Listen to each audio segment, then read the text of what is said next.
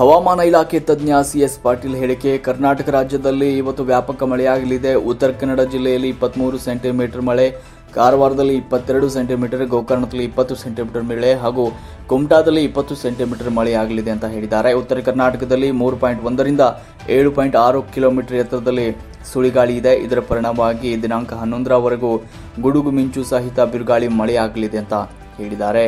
ಇನ್ನು ಉತ್ತರ ಕನ್ನಡ, ದಕ್ಷಿಣ ಕನ್ನಡ, ಉಡುಪಿ ಹಾಗೂ ಅತ್ಯಂತ ಭಾರೀ ಮಳೆಯ ಸಾಧ್ಯತೆ ಇದ್ದು ರೆಡ್ ಅಲರ್ಟ್ ಘೋಷಣೆ ಮಾಡಲಾಗಿದೆ. ಇನ್ನು ಬೆಳಗಾವಿ, ಗದಗ, ಧಾರವಾಡ, ಹಾವೇರಿ, ವಿಜಯಪುರ, ಬಾಗಲಕೋಟೆ, ಕೊಪ್ಪಳ, ಶಿವಮೊಗ್ಗ, ಚಿಕ್ಕಮಗಳೂರು, ಹಾಸನ, ಕೊಡಗು ಜಿಲ್ಲೆ ಕೆಲವು ಕಡೆ ಅತಿ ಭಾರೀ ಮಳೆ ಸಾಧ್ಯತೆ ಇದ್ದು ಇವತ್ತಿನಿಂದ 11ರವರೆಗೂ ಆರೆಂಜ್ ಅಲರ್ಟ್ ಅನ್ನು ನೀಡಲಾಗಿದೆ. ಪ್ರತಿ ಗಂಟೆಗೆ 40 ರಿಂದ 50 ಕಿಲೋಮೀಟರ್ ವೇಗದಲ್ಲಿ ಗಾಳಿ ಬೀಸ್ತಾ ಇದ್ದು ಇವತ್ತಿನಿಂದ 11ರವರೆಗೂ ಬೆಂಗಳೂರಿನಲ್ಲಿ ಕೂಡ ಹಗುರದಿಂದ ಸಾಧಾರಣ ಮಳೆಯಾಗುವ ಮುನ್ಸೂಚನೆಯನ್ನ ಹವಾಮಾನ ಇಲಾಖೆ ನೀಡಿದೆ.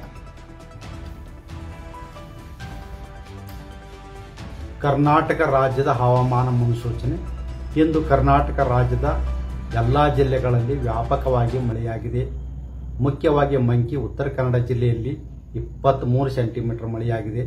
ಕಾರವಾರನಲ್ಲಿ 22 ಸೆಂಟಿಮೀಟರ್, ಗೋಕರ್ಣ 20 ಸೆಂಟಿಮೀಟರ್ ಹಾಗೂ ಕುಮಟಾದಲ್ಲಿ 20 ಸೆಂಟಿಮೀಟರ್ ಮಳೆಯಾಗಿದೆ. ಈಗಿರುವ ಹವಾಮಾನದ ಸ್ಥಿತಿ ಏನೆಂದರೆ ಸರ್ಕ್ಯುಲೇಷನ್ನು ಉತ್ತರ ಕರ್ನಾಟಕದ ಭಾಗದಲ್ಲಿ 3.1 ಮತ್ತು 7.6 ಕಿಲೋಮೀಟರ್ ಎತ್ತರದಲ್ಲಿ ಇದೆ.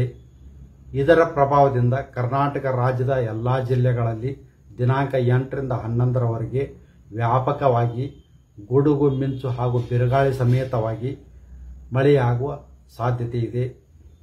ಉತ್ತರ ಕನ್ನಡ, ಉಡುಪಿ ಹಾಗೂ ದಕ್ಷಿಣ ಕನ್ನಡ ಜಿಲ್ಲೆಗಳ ಕೆಲವು ಕಡೆ ಅತಿ ಹಾಗೂ ಅತ್ಯಂತ ಭಾರೀ ಮಳೆಯಾಗುವ ಸಾಧ್ಯತೆ ಇದ್ದು ದಿನಾಂಕ 8 ರಿಂದ 11ರವರೆಗೆ ರೆಡ್ ಅಲರ್ಟ್ ಅನ್ನು ಘೋಷಿಸಲಾಗಿದೆ. ಬೆಳಗಾವಿ, ಧಾರವಾಡ, ಹಾವೇರಿ, ಗದಗ, ವಿಜಯಪುರ, ಬಾಗಲಕೋಟೆ, ಕೊಪ್ಪಳ, ಶಿವಮೊಗ್ಗ, ಚಿಕ್ಕಮಗಳೂರು, ಹಾಸನ ಹಾಗೂ ಕೊಡಗು ಜಿಲ್ಲೆಗಳ ಕೆಲವು ಕಡೆ ಅತಿ ಭಾರಿ ಮಳೆಯಾಗುವ ಸಾಧ್ಯತೆ ಇದ್ದು ದಿನಾಂಕ 8 ರಿಂದ 11ರವರೆಗೆ ಆರೆಂಜ್ ಅಲರ್ಟ್ ಅನ್ನು ಘೋಷಿಸಲಾಗಿದೆ. ಮಳೆಯ ಜೊತೆಗೆ ಗಾಳಿಯ ವೇಗ ಪ್ರತಿ ಗಂಟೆಗೆ 40 ರಿಂದ 50 ಕಿಲೋಮೀಟರ್ ಇರುವ ಹೆಚ್ಚಿನ ಸಾಧ್ಯತೆ ಇದೆ. ಬೆಂಗಳೂರಿನಲ್ಲಿ ದಿನಾಂಕ 8 ರಿಂದ 11ರವರೆಗೆ ಕೆಲವು ಕಡೆ ಹಗುರ ಮಳೆಯಾಗುವ ಸಾಧ್ಯತೆ ಇದೆ.